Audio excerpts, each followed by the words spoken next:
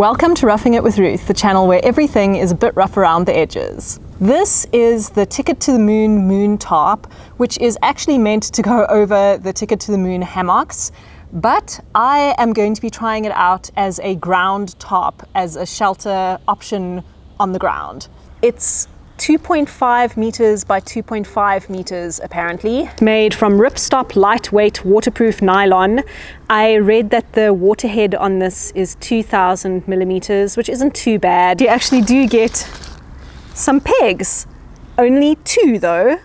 I have a feeling I'm going to need slightly more than just 2. In the corners, you have a little bit of cord attached to a buckle. The cord that's attached to the buckle also comes with a really tiny little carabiner.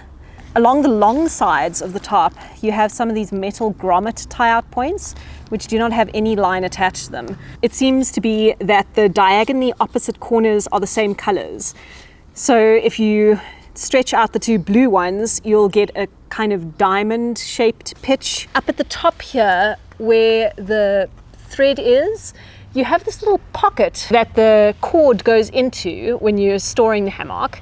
I still seem to have quite a saddle in the middle of the tarp, and I'm pretty sure that's just because of my inexperience with actually pitching a flat tarp. It's definitely not the tight pitch that I wanted. Well, the cat likes it anyway. Take 2.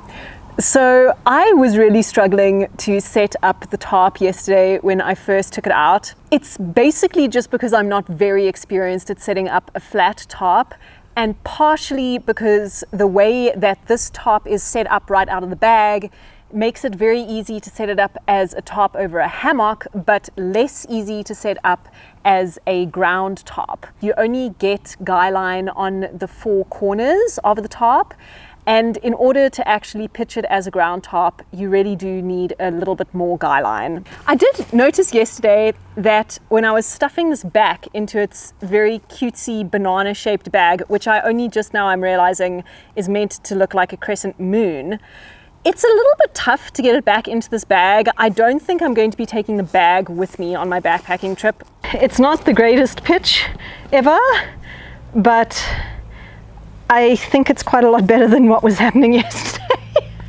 I think I will just continue experimenting with this tarp a little bit before I hopefully take it on my next backpacking trip. It's starting to be winter here in Pretoria, and unfortunately that means that there isn't a whole lot of rain.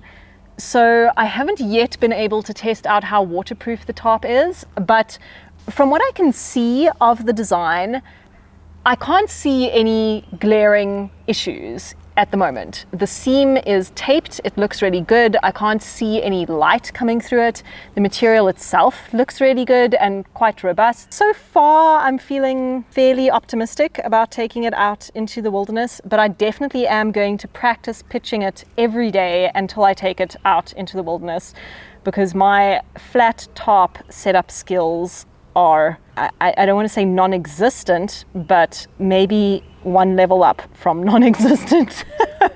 If you are thinking of buying the Ticket to the Moon tarp with the intention of using it as a ground tarp, just be aware that there is going to be quite a steep learning curve. Well, that's what I found anyway. Far steeper than with pitching a tent. It's a bit of a kind of overwhelming situation because there are so many different ways to pitch the tarp, and now you have to pick the one that's correct for the conditions that you're in. It's going to be a learning experience, but that's a good thing. I mean, it's good to learn new skills and do things that put you a bit out of your comfort zone. Tents are definitely my comfort zone, so this is going to be a new experience.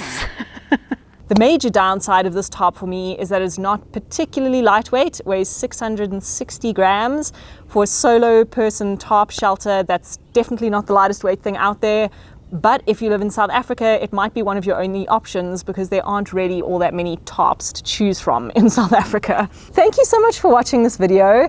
If you'd like to see more videos from me, you can click on my channel name to see videos that I've made in the past, or you can subscribe to my channel to see videos that I'm going to make in the future.